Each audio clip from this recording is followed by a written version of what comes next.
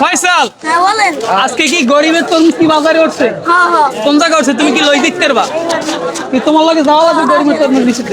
দর্শক, আজকে আপনাদেরকে আমরা দেখাবো গরিবের তরমুজ, ওই জায়গায় নিয়ে যাবো। আসেন আসেন।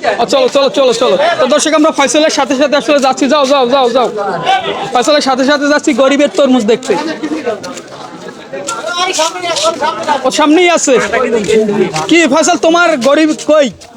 এই যে আমাদের গরিবের তরমুজ। এটা কি আসলে গরিবের তরমুজ?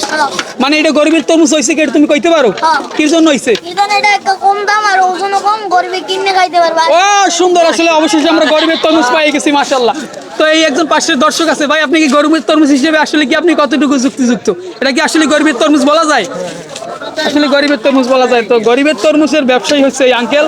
আঙ্কেল, আসলে আপনি কি মনে করেন যে ছোট ছোট তরমুজ আনছেন আসলে কি গরিবদের জন্য? মানে গরিবের খোরাক, যারা বড় বড় তরমুজ না খাইতে পারে ওদের জন্যই আসলে এই খোরাকটা। খুব সুন্দর উদ্যোগ নিয়েছেন, অসংখ্য ধন্যবাদ।